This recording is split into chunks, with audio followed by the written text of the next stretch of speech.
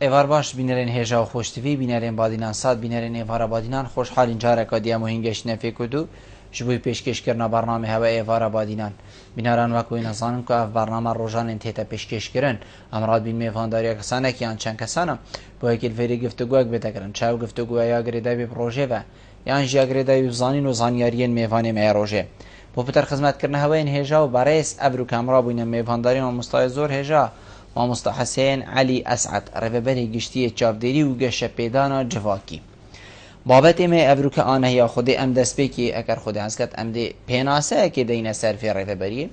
ئەڤە چە ڕێڤەبەریە چەند ڕێڤەبەریین دی سەر فێ ڕێڤەبەریە بە هەنە کارێوانە چیە ئەبە هەمی پێک بە سەرب کیژان وەزارەتە حکوومەتە هەرێما کوردستانی بەنە ئاستانکێن بۆ فێ ڕێڤەبەریە هەین ئەو کینەیە فێ ڕێڤەبەریە مفا جوی ریفبریه ورگرن و چاو اف ریفبریه خودنا با خلکی داد بینیتن و کو ریفبریه کا چالاک و اکتیف اف بسیار و چندین بسیارین دین و اکی و افروکا دید گل ما مستای برس هنا گفتگو کرن هین هجاجی شمبریوان جماره وین سرشاش مدیار هین پیوندی مبکن سبارت بابت یار بسیار هواوی دید اگه شکرن ما مستاد اسپیکی تو گل بخیراتی سر چاو افرو بو ایوارا بادینا ایواریا واجی باش و زور سپاس زور سپاس ما مستابکی کو مگوتی هکرم دسپیکی اش جنابه بزانین وکو پیناسه وکو زانیاری بو ما و بو بینرا که اوه چه ریفبریه چند ریفبری خوب وی ریفبری بینن و اوه همی بکوم سرب کیجان وزارتی بنا بله حقیقت ما هشت ریفبریت هین وکی ریفبریه ما ریفبریه گشتیا چافداری و گشه پیدانا کومالایتیه هشت ریفبریه بخوفت گیرید شوانا سی ریفبریه سنتر پارزگیه و پیش ریفبریه سنتر قضا قضا يشوى منينا حتى انه كان نبنجه نا ريفبري او جي قضا بردرشه او جي بري كان صاله هاد بو وكيل بجن اشتهاد يدا مزراندن او ريفبريا ما قضا اكري سپرشتيا وي ريفبريش كير وحتى انه كان يعني وي قضا مقصد من ادبواري جوفاكي دا بله كارين فار ريفبريا چنا مست كارين فار ريفبريا وكي ما قولي چافدري و گشه پیدانا جوفاكي بله چافدری او چافدری که من دامانه دیفیاسای کو درکتی 2011 یاسا جماره 22 بله یا مفهوم تیازت که من داما و اوی که دیجی بوار جواکیش دا او چافدری خزانه تو وقتی دا چافدری خلکی که کم درامت او خزانت کم درامت و هاد ما گوهارتن راستیش وان چند سالت پشتی سال 2005 و صندوق چافدری خزانه و پشتی هنگی بویا چافدری کمالاتیا کفنه حقیقت يعني أبد صالت دسبيكا حشتيا دابو أو خانية چافدری کوران کجام خوفت گرد و خانیه چافدری دان عمرا خوفت گرد تو وقتی هبون و دیسا سرپرشتیا دانگه کی جد کرد دانگه کا یا میری بو دانگه ها بشکوجت کردستانه او بجا پشتی سال 2005 و گوری کنده دا هندک ناف زیده بون ناف صندوق چافدری خزانه بو ریوبریا چافدریا کم اندامان پشتی هنگی چون سر ریوبریا چافدریا کم اندامان و اف ریوبریا جی ریوبریا کادی جی درکت بو تو راپارستنا کمالایتی هر دو چیم خواه گرتن کم انداما و چینا چافدری خزانه بجا هر ایکیش وانا جی ام دهین سر درجایی چند اوکا شریحه که خواه دیری اکید ما مستا الوی سرتمی بیتن زور بیا ریفبری وان هر برادر که تو اتگل باخری بابتین و کیوان اتگل گفتگو بکی دبیشت تا قیرانا ویگا و اوا کل حریم کردستان چی بوی کار دیگرنه که اکثر سر کاری مکریه هکر جنابتا مرون کتن اوی قیرانا ویگا و حریم کردستان بخواه گرتی قیرانا دارایی کار دیگرنه که اکثر سر کاری هوا کریه یا نه اکم بجین نه راستی کارتی کنال لیکی قیرانیه گلای بواره داد بواره چافدری داد بواره وکیل بجن یا کار اخستنه تشغیلی و یا پروژه یا آواکینا پروژه و اف قیرانات چه بوی پشتی حکومت عراقی بري 3 صالة بوجش هريما كردستاني بري وبشتي بصالة كي ديسا بشتي هاتنا تيروريست داعش حقت کارتێکردنەکە ڕاستەوخۆ یا یەلەکە مازن کرد و نەڕاستەوخۆژی حتانوکە دیساژی ئەم هەرێ ئەواوێت کەین ینی ئەم هەرێ وەکیت بێژن باجێ vê قەیرانت دەین چونکە شیانێت حکوومەتی gelek ji derve bû me ew komelgehê xwe yê xwî ev îmkaniyetê berdest ev budcat hate terxankirin têrat kir heta radekî baş بس پشتی به هاتین خلکی که زده شپول خلکی که گلک هاتن پناهنده هاتن بری آواراجی یعنی هر سالت 2004 و هوا وقت او ریدان سوریه پیدا بی خلک هات بونه پناهنده و پشتینگه 2012 دیسا شپول که مازن پناهنده سوریه هات و الهرم کردستانی آکنجی بون و آکنجی بون جهت وانا باربتل بارزگاه دوکه آکنجی بون و شپولا ماستر یا سال 2014 سی هشت و ششی هشت پشتی خلک اکش دفرا میسیله و شنگاره قصدا باجی ریمکی قصدا هرما کردستان شبهی گشتی بس پارزگی هم شبهی تایبتی کو هجمارا وی خلکی هاتیه وره کم بجم نیزی که هجمارا آکنجیت یت خوجی دو که بو يعني وبدي كارتي كنا كمازن المك زورشان ما مستقلت مع صد اف خلك هات وكارتي كنا كمازن سر همي سكترين جياني بوين ام بيشين هري ما كردستان بيشتي هوا چه كارك تكر قال وا خلك ابين كو هاتي نويري مجبوري ام بيشين كو هر ريا هبيت هاتي نويري هوا چوا سر دريد قال كر هوا بوا چكرت ناوا كم بادا هوا چرو لك هبو بوا كي كو او خدمتا بود ناوا سنتري باجي ريدات تكرنش لا ريف بري هوا همان خدمت وگو هزين ناوا ام بيشين كم باجيدا راستی پشتی کمپادات اینا آکنجی کنم از دشم بحث او چینا ما بو کار کردی سر مثلا سر خزانه سر زاروی سر آفت امی بحث رهبری آخو کین بله ما یکیت پاراسنا زاروکا هبون و ما دیسا روبر توانیت زاروکا هبون وقتی هاتینا آکنجی کردن اف پناهندتا الکمپادومیس الدوميس ايك والدوميس دو والوارستي الايكري الجويلان او هميا ما وكيد بجن يكت دادانان سرپرشتي و چافدريا وان زاروكات كير دي سال يل خزانه باريكاريا چندين ريخروا شما جياش هميا نزيكتر بو ما يونسيف بو وقتی دا اكتت هات بو يو ان اي سي ار هات بو و ديسا ريخرا يو ان اف اي كود بواري افرتا دا کار کرد و حتی اون که جی اف پیوندیت بردام تنه و دماهی نبیتن گل یونیف پی بشک عندك وكيد بجن اشكالات او تضا تشيبون شولي دا او جي حتى جهينا جاره سريه كي ديال وانا وحتى انا كان بردامين هيلا هور هاتنا زاروكا يعني كو خلكي ما جالك بشتي اولا بين جالك زاروكا پیوندیت كان ما تلفونك هي بوانا يا ببرامبره او زاروكا توجيتون نتيجه بشا پیماندی بجماری بکرد ما کسانیت بسپورو دایم يعني افت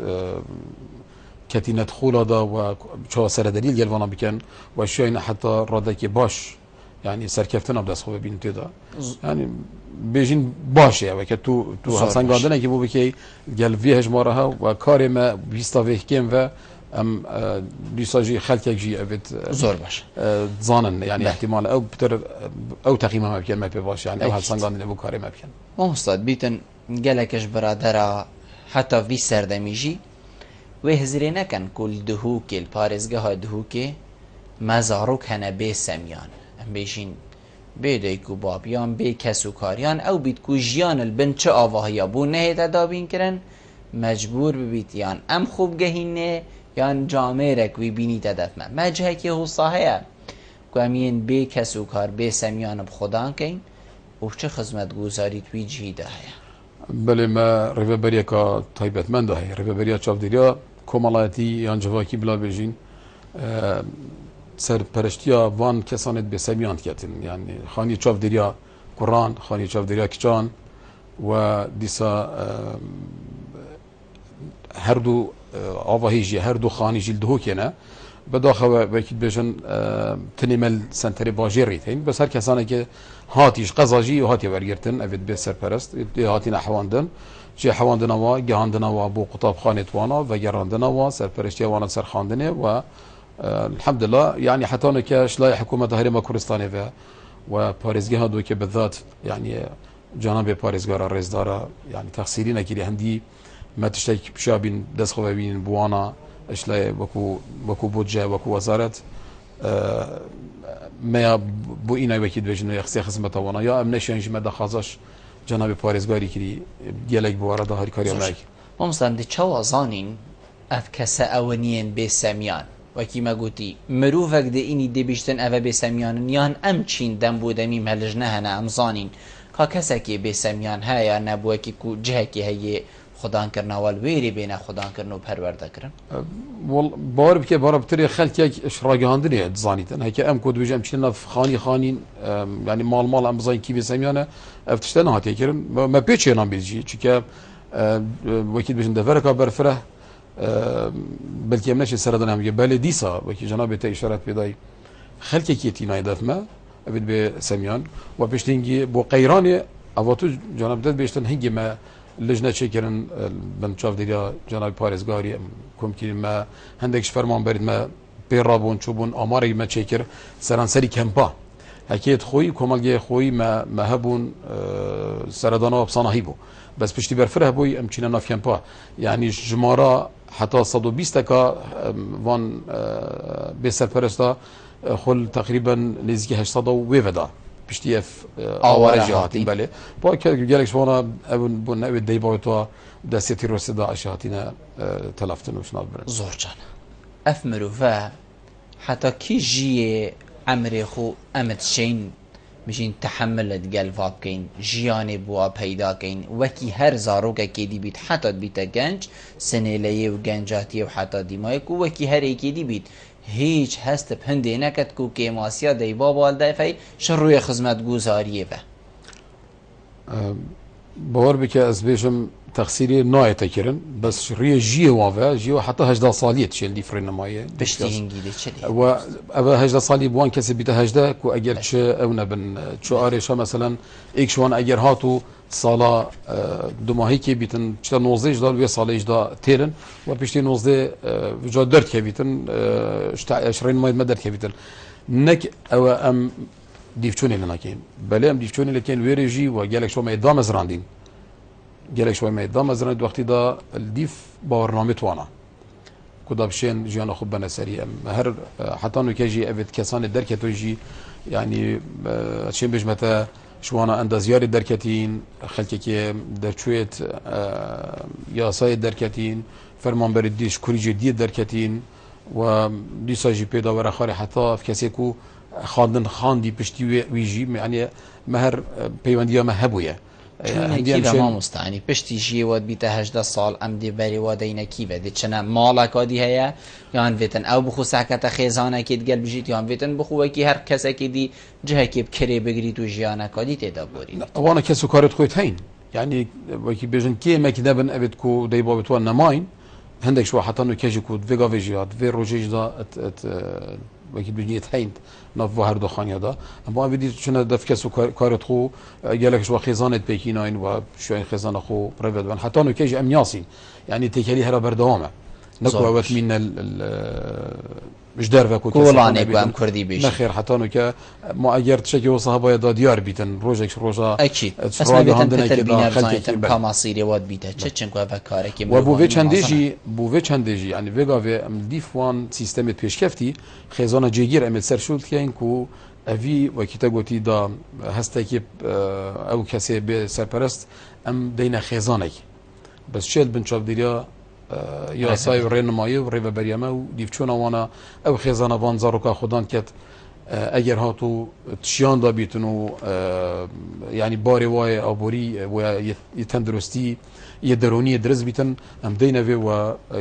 گلک شوان هجمارا بگا بید ناف خزانه دا و الحمدلله حتی نو که چه آرشه پیدا نبود زور باش ما مستم دیوا پیوندی و ورگرین و وگر نبود تمامیه کاغ دلیر ایوار باش الو عبارت خیر و خوشی بدم برای من زور سپاس ممنونی دمه خیرات نام حیوانی تشترم برا زور سپاس برا فرمایید بسیاری تایم هرکه زحمت نفتن کرم که بسیاران ایکی نسبت وان پشکنینا اوید إنه كاسكن مثلا حتى زاوية والسيداي بيزانين هاي زاوية مثلا جالك برادر جاوة كيوان صفر بله يعني فيجا كديجي هما بينتان وبيجن مثلا رئيس بالدرجة مرمو جنابتا دیف چون ڕێژە کێم ئەندامیە پەیداکردنا لژنەکە بسپورە تایبەتمەند دووبارەدا دەستێتە خۆش من بەێ مەمنونێتەمە هەر ئەفە بوو کاک دلێر رمنا دوێژە نسبت موچێت کێم ئەنداما یعنی کو هەر ئێنە حتا کو پشکنینت دوبارە پشکنین پێداکردن کاویت زانیاری ترموچا هەنە کۆدێنە دۆن ئان نایەنە دۆن وقصيرنا تيجي نسبة وان بحثي أفمروفيت بخضان مثلا بانيابة مثلا بله نكا قاوي مثلا هاي مثلا وكي نكا كساتي وكي بيديك وبابت مثلا كد بخوك كشوري بهل بدير وكي بيجت كجت مثلا 19 صالي بن 20 صالي بن جفو أستيدا بكتر في زانيارية يعني مثلا كي دلها كتر هاي شت بخوك عن كاشتي خوابين مثلا التينسي بتنو بخدان بکنن که چه میرو خود چه دینتن بشه دوارا مثلا بشه نکته باو صادرت ممنونیتم زور باشه زور جانه دستت خوش کاک دلیر ام دی کاک محمدیشی بردی باش کاک بلبل سرچاوت کاک محمد فرمو سرچاوت مبرا فرمو کاک بلبل حتی میوانه تو بخیراتی دکی زور سپاس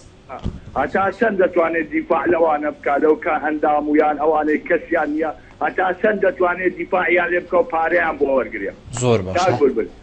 دتواني وظيفه خوي واز بين لبر اوان يعني اگر انسان شي حزبي بينات وانا لا حزبك خوي دادا اگر دتواني واز وظيفه خوي بين لبر اوان زور سپاسی دکم اگر زمان ممنونی تما زور سپاس بله مامستا کاک دلیر بیجیتن دیف چونا ڕێژا کێم ئەندامی ئەوە کول تێتە گوتن کو دێ دووبارە ئەم بێژین لژنەکێتە دانان کابزانن ئەف مرۆڤێن کو بەرین و کەمە گوتینێ کێم ئەندام و دێ موچە بوو هێتەدان گوتن ڕێژاوانە گەلەکە لێت بێژن دێڤێگاڤێ لژنەیەکێتە دانان ئەرێ ئەف لژنە حتا کەنگی دێ ئەم بێژین خۆل هیڤیاڤێ لژنێ گرین و دێ ئەف لژنە سەر چ بنەما دیف چونا vê ڕێژێکێتە وەکی لژنە هاتێ دانان و خەلکێکی بخۆشی ممکنە وان کسانت که من دام خو گلک جاره چون الفيديو ما ريدا بيدن هل باجيله كي ريدا بيتن يقول خلكي كي امد شوين خلكي كي مستحق يهات يدرست رجا قضايا بارول يتيوا غدره والهندا كاكري افاري كاري كمالاتي غدراتي كيرن چندین جارا ما لجنه یا لجنه بتريشنا خاري ما لجنه جاتان گوهرتن طبعا و پفکاری سر آستی وزارت ما وزارت تندرستیه و سر آستی ریوبریا ما گشتی و ریوبریا گشتیا تندرستیا دوکه و پیدا برای خاری حتی دف پزشکاش راسته دیوچونات تکرن چکی راستی خلک که نمستحق ده بس ام تبي هر کسی ایش ما وکیل بجن بر پرسیاد خو تحمل بیتو بر پرسیاد خو پلگریتن 10 سالت من امت في ابدا صالة من يده هي از في وظيفه ده من روجا كابتنجي ماي تيكرن مت لجنه نوجداري دا نكريا ما بيونديك جي بينا كريا ام بجنا نوجدار كي ان لجنه كي افي كاسي اگر خود يعني رجاوي سيه صديق كوناي تبلجرتن ده بيد موجود بكاسيه صديق از في يعني بس دي برينا شي كان مستبوره يعني حقيقه جناب تبخويت بيجيتن قالك رجاك مازن كو خادر الهندقا كربيت مستحق بن افرو كببنا خدان موچا چنكو كيم اندامياوي هند زوره لهندق جي بي ام بيجين اف مستوى بوين خدان موچا مدفيد بيش ما جنابته بيت كي بيت اسزادان سبارت في خلت يوصا كو جنابته بخود بيجيتن يا مازن راستي اكيد بيسم اس جبرني وقت ام قلت اس وكيل بيجن بر برستي خو تحمل بكم اكيد ازمه في ازمه مثلا جهه يد بتبع او جهه بتسدان هركز شخص اكيد ابا شخصا برا بتري هجرت ده من دسكاري تهبيتن اگر وكيدي لما عم بيجين هركش ما تبي تحمل بر برسيد خوب كتن يا ما صداصت ما بيجيريا بياسا اكيدي وكو دوك بيجيريا بياسا اكيدي بيجيريا بوان رينما اكيدي بدركتين ما كسك روجا كيم ابا مغوت يتبوچمت ما ياخذ لجنه اكيدي ابا تشينبي چونكه وكو وظيفه امانه استوي مدى حكومتي دائما ووەکو خەلکێک ئەمانە دەستیمەت ام دادپەرویە دیێلدا بکەین و ئەم غەدری کەسی نەکەین ji dervey ve her doka em şên tehemila nisbeta xwe ez dibêjim çunke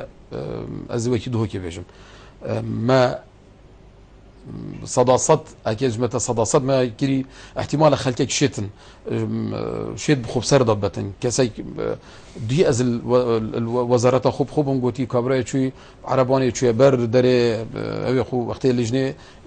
سر عرباني بري وقت رابو عربانه خو هل جرتي بري يعني راستي انا بجمتا افجاي كي هوصا شيابتن لجنه يام برادرا يام برادرا كما بسر ضبط او شيء وقبل همي دنيا هي خلكك واتشتات كتن اما وكدي امش رينمايا در نكدينه امش ياساي در نكدينه او بيفر داناين بوما امش وا بيفر قد در نكدينه يعني از فيغا فيج بيجم هكا هاولاتيك هست هندي بكتكو ام در كدين بلا بيوندي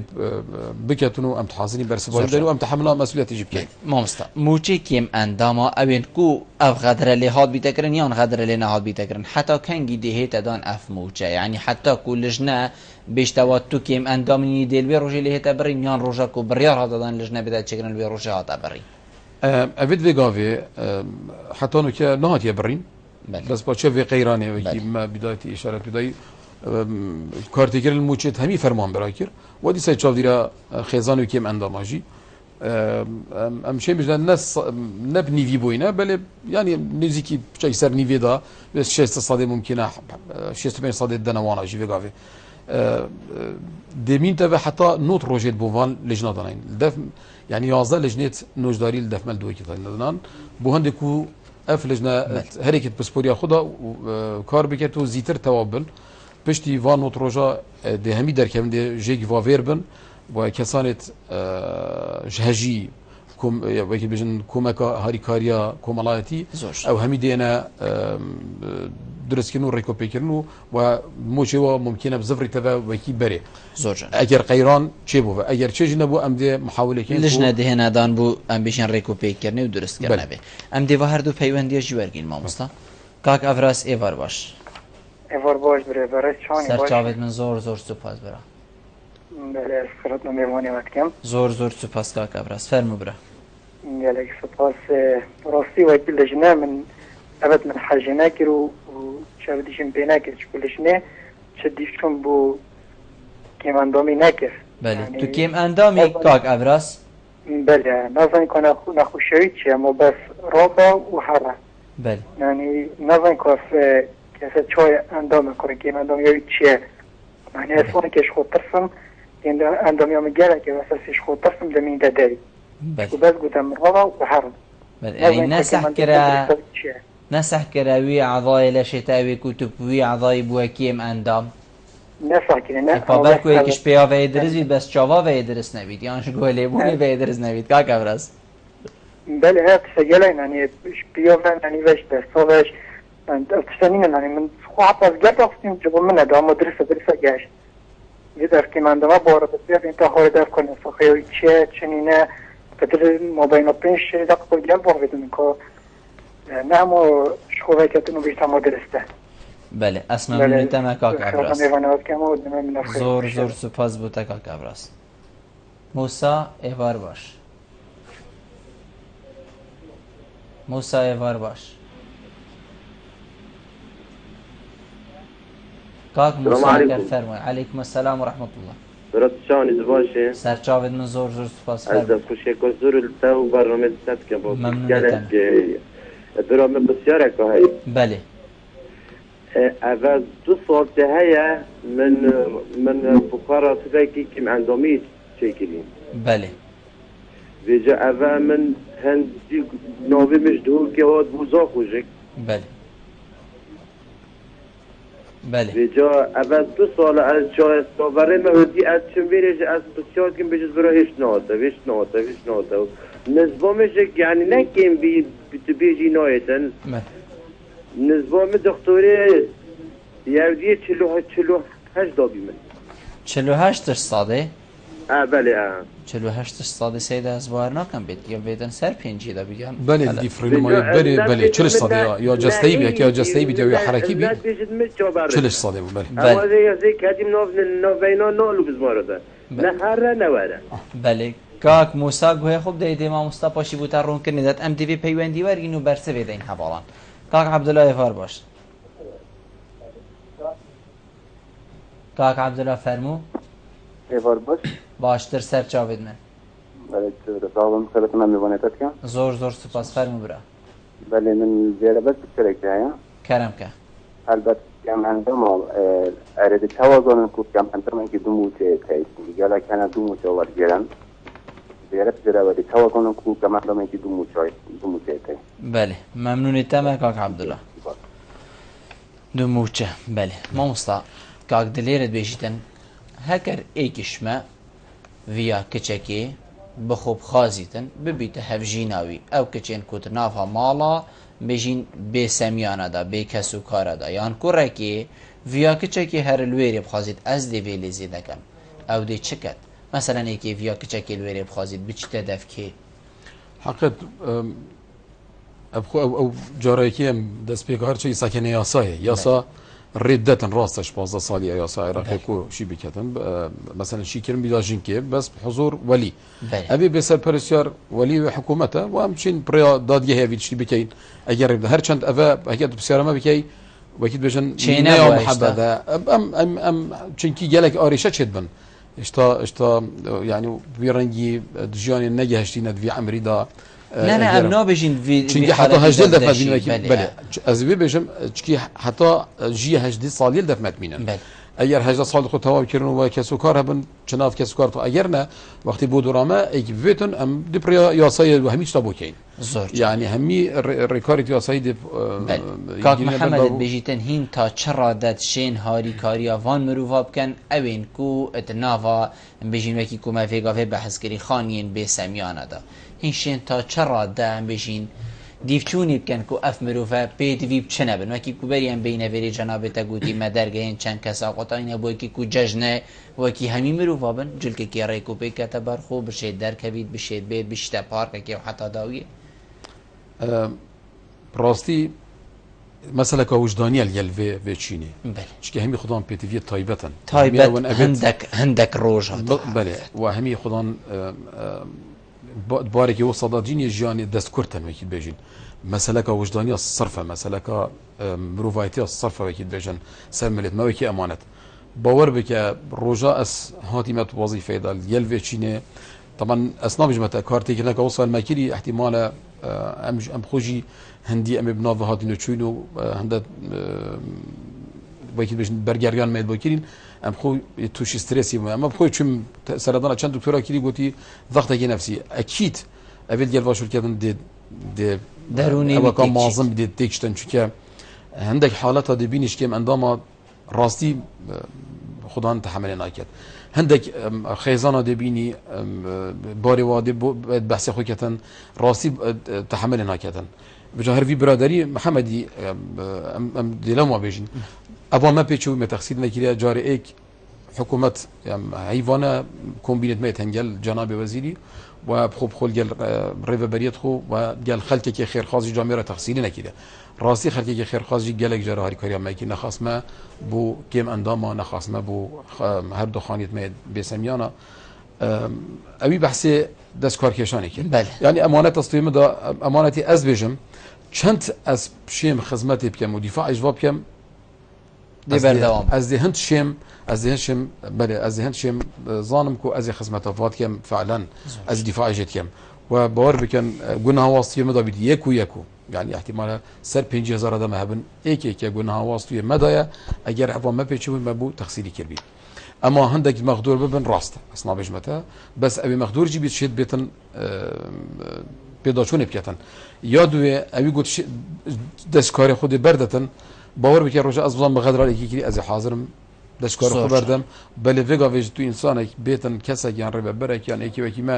دەستکاری بەردەم و بکینە خەلکێک تشتێکی دیبێشتن چکەمێت قەیرانێکی دەبورین بێت ئەم هەمی وەکی واجبێکی نیشتیمان پەروەری ئەم پتر خۆپا بێژنە شووری احتیمالە ئەم سبای دەرکەبین خەلکێک بێشتن چونکە قەیران بوون چونکە مستەفید نەبوون چونکە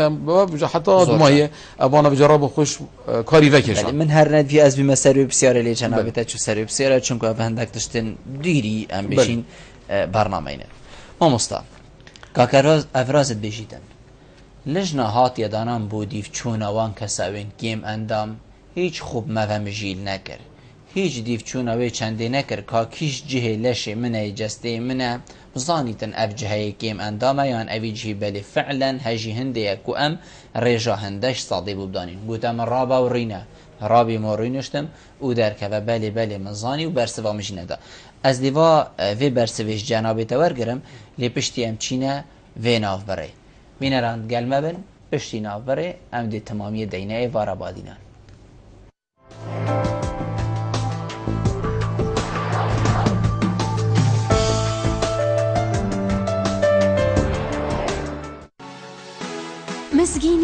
مزگینی کمپانیا امستردام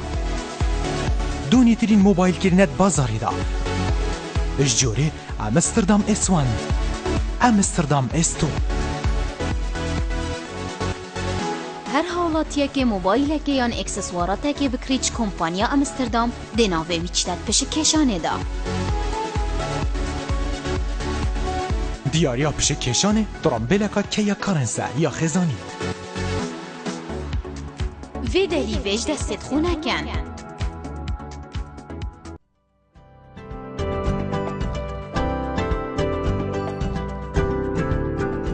بو رکلام کرنه لی کانال وادینا سات پیوندی وان جمران بگن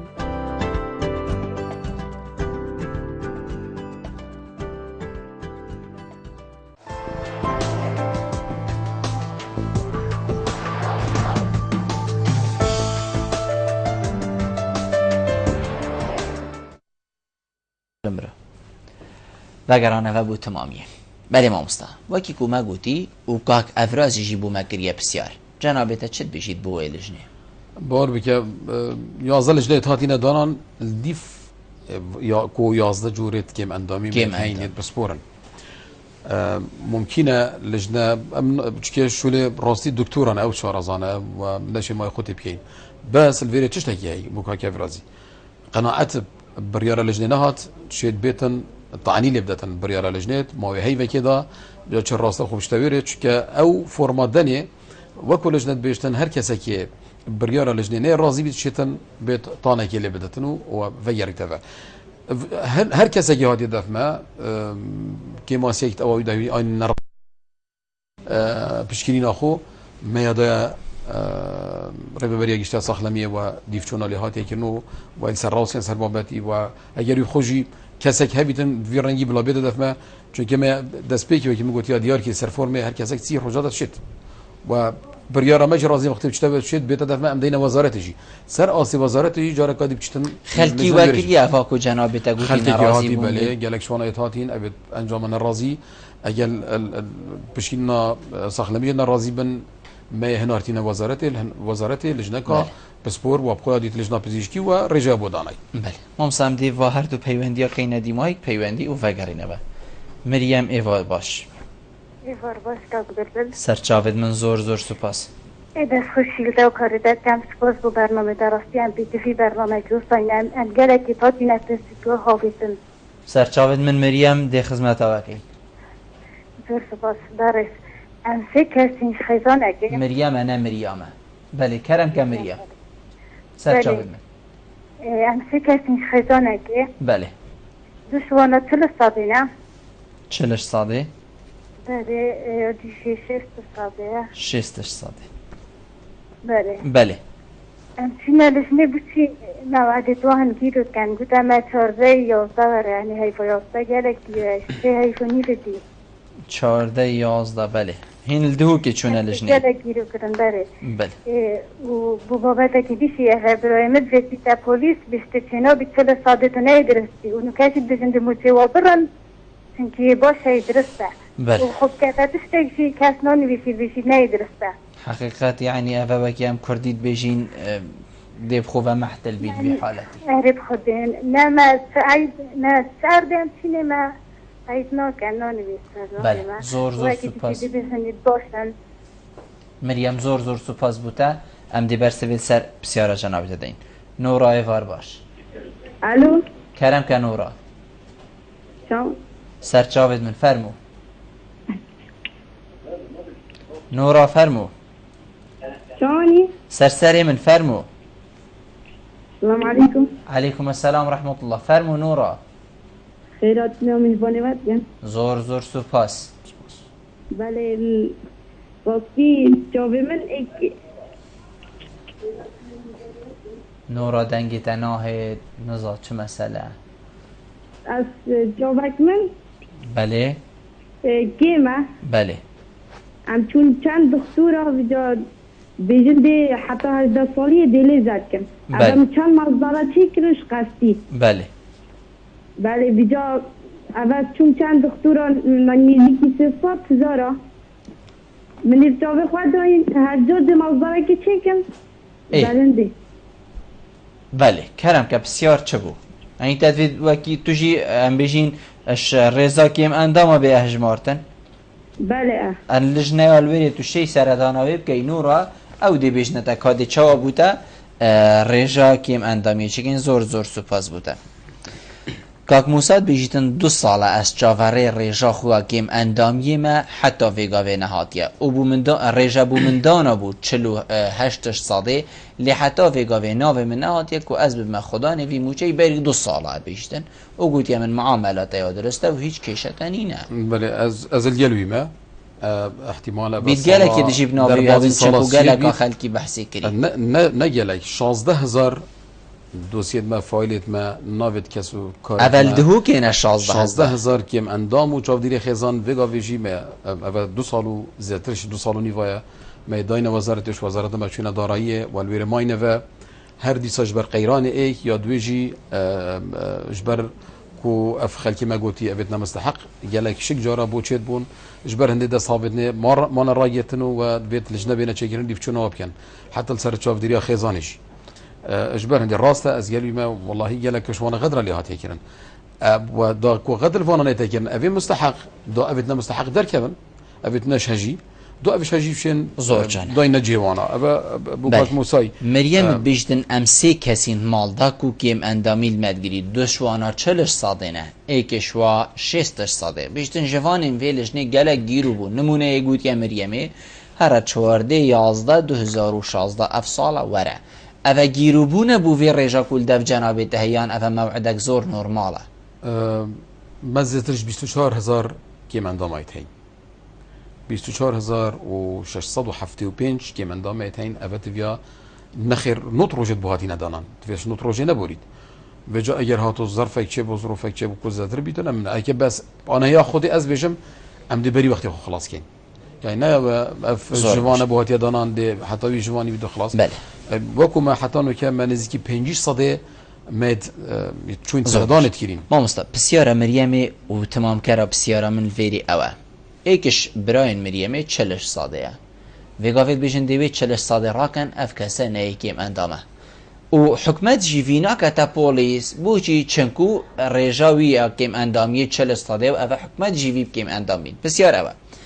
ام چل وامرو وابکن بوچی وزارت آمن بجین یا کار و کاری بارین کمالاتی مفایش و کسانا بینید خو اف مرو و همینه اون هماتو دی روینیا خارد مال و او تو چشولکی ناکی چه بیت اوه جیندک شول کن همان دم دادی بیت بارسوک یک سر حکمتی دی هنده کارن حکمتی پریوچن و یادوی و یا هری گرنگ از لای درونی جیدا اف کسدی کف نتواف عکیدا دی بیشتن از شولکیت کم نه از اوم بارگرانیک کل سر حکمتی حقیقت وگافت بیتن امیوت بیجینمید بیجین هینید بوینا بارگرانیک وی حالتی از در تخم او دیه ورناگرید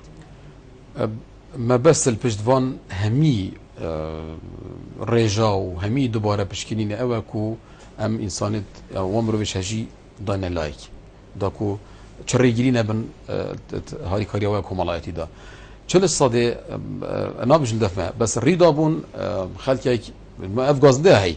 مثلا بیشتر 40 صده نه 100 صده کابرای گفت سیاره تاجود 100 صده دارم سایق یه حکومت جیبو 100 صده دابون موچه جدایه و سیاره تاجود يعني افتشتا في حالتين پیدا بوين لو ماجي راسي 40 صده كت بسياره ما بكي 40 صده جلك حاكم بو باكي جنابته قلتي شينا ام باكي كم اندام حساب كان ام بو صح كينان شو لك دي ببينين 40 صده اوانا جي ممكنه بوليس جي بيفري خوي هي اكيد حتى چه حاله دشين والجرن يوم اوانا باكي كم اندام في اسايد ابو هاد بو چسبان 5 صده اويت امكانيه شولي هين بخنت شوری دا توظیف بکن تعیین بکن بله وکی دی کتابی بسیارم که ابانا اوجی حسب بکن کد شی بکن شیم چرا کم درامتیه عمل سرشول کن شیم بین چاپ دیری خزان هنگی اورن ما هیچ جبی کردن دیدی سایه وکی بجنده مشمول بیتو ده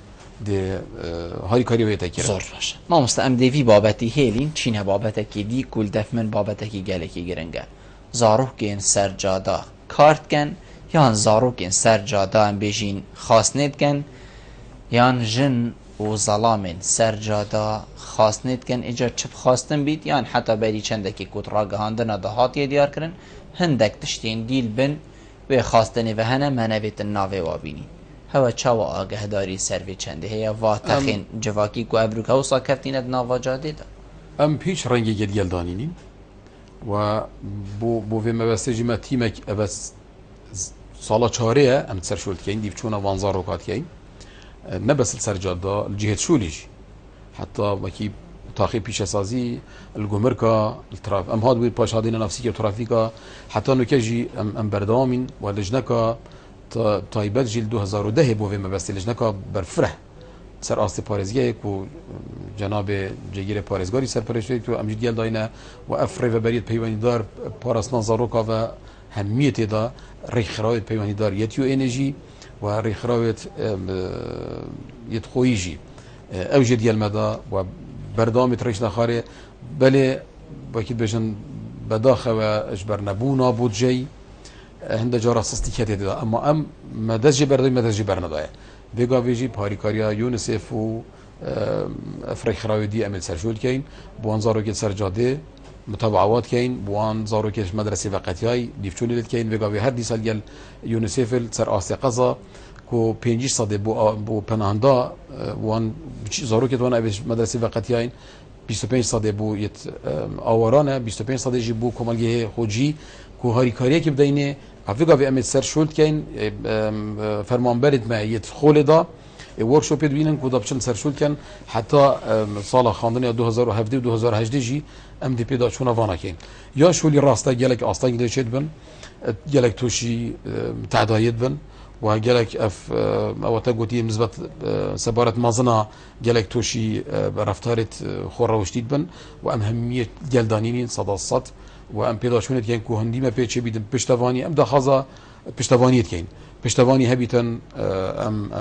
ان شاء الله دست جبرنا دین ده هر پی گرم گوریه چین و او کسیت کو ما چندین جارا گرتیجی ما روانه دادگاهی کرینه بریا امو پلیست سنلا و دادگاه سرفی کاری شول کن گل رخراوت ابد پیمانی دار یت ما خوجی یت یو انرژی ام سروان که خازوی که ام بردوام پیدا شونید که اینو پانه خود ما کم کربون وقتی کمالگه هم خوجی ها پارزگه هم و خلک ما 57 صده ما 2 ساله ما کم کربون بس پشتی هاتنا پناهنده و اوار راستی و هفی هجمارا گله کامل دست در کفت کنترولای بزحمت یعنی وکی بجن وکی افرابونه که فیضان ایبسر مدهات هر ایکیش جهه که و هر ایک عادل و تقالیده که افشاپولا هندا مازنا مروف هاتی بجا ولی هاتش دست مدرکت چونکی ایک ما لجنک هبو روزانه شو ما ایک اتومبیل هبو روزانه شو نتشو بشتنا همی جهادا نشیا سردان همی جها ایکی بیاد چونکی استافه کم و اتومبیل اکتنه ممکنه و نبو جيش تبو جدوی تمصرف فيد بوهاد لو شوني بدي شونا وانا تاكو بشيء ريري لبكي زور افتشتنا بون راستي وبس ما ام بيجي ما دج برنامج انا ياخذ هيك فيغا بيجي ام ده خاصه كان بشتبانيا ما كان دا ابي وكي بيجن حادثه عن في وان او كيم كان حالتها زور جان چونكي جالك جرا ضرر جاي دخل جيريش بلي وان رفتاره تشتي خلقيت ده برن مالا ده كبي نزاني چاوچو ناوي خازوگي خلقي دربازي ناف مالا بويو كسك مالا ده نبات شو وايد بري زور جان امستا حتى في ازبار ما برينو كافتشتا افخالت بروجي دابو اف بسياره اواكو درست کرنا خانيه كي عن مالكي بو دان عمره بو بيرا وحتى داوي چل في بروجي هات خلقي دهو كي بيت في بي هيا يعني بيت في بينين خلقي دهو اكيد ما بي تي في بي هي اكيد بيجي ما بي تي في ما بي تي في بي هي و دسپیکل سال 2013 گل جناب پارێزگاری سر بوجا گەشە پێدانە هەرێما پارێک مە تەرخان کرد و زێترش 8 ملیار دینار بوو کو ئاواهەیەکی مازن دان ئەمرە بخۆ بگیریت خانی چاودێرە کوڕان و چام بخۆ بگیریت و داینگەها بخۆ بگیریت و زێدەباری وێ ڕێڤەبەریە پەیوەندیدار بخۆ بگیریت هەمی جەهێکێدا بژین پێی وێدا سەرپەرشتیان نزیک بیتووە جێوە خۆشکێتن بەلێ ئەوە ماوەی دوسێ هەیوانە ئەمی سەرشوتکەین گەل جەنابێ پارێزگاری و ئەمە ئاگاداری وەزارەتیژی کردە گەل ڕێکخراوەکە خێرخواز شکەنەدا جامێرێکی خەلکی دهۆکێ هەوڵێت داین يعني هەوڵێت داین کو بمە بێتن خانی دان ئەمڕای چێکێتن و خانیە بێسەمیانە ژمە چێکێتن ژمارە و پارچێت ئەردێ مەهەی ئەڤێ ئاڤایت مەتیە من سەر مەداینێ و ئەگەر هاتن بانەیە خود بێبووکەین حەقیوانە چونکی احتیمالە vێگاڤێژ دەهایت بورین vێگاڤێژی هەگەر ستافێکی بدەنەمە وجهك بدنا بروقت حتى ام بكو حكومه شيء مسكينيه كخوشش بحقيقه يعني ام خدمه واكي نوكجي نزيكي 10 12 كاسد ما بيغاوي ميدانا هفليري اگر ما بس خدان كرنا البيريجي خدان كرنا وهر حكومه هرم كردستان همي مصاريف وخرجيات حكومه لدينا بس من ازوي كم بس شي مثلا ممكن خلكك حسنكش كسو كارت خوش دير بيتن دجاره زور جان ممتاز دی ماهیک بسیارش جنابتکم و هکر کرتی ما برسفش جنابت ورگلوا اوی کاری همی حقیقت ستافک بود وید ستافک تایبت بیتون و شارزا بیتون و ام بجی نرم جی بید زور ستاف ما چوا وکی همی فرمان برین دینه یان اف ستاف هات یا راهنان کرن الهندک جهین پیش کفتی بو وکی کوبشتن سردریه که جوان و جوان ترد قلبی خلکی بکت وکی ستاف ریوبری ما به عمره ریوبری نزدیکی 2008 آتیا چیکن وکی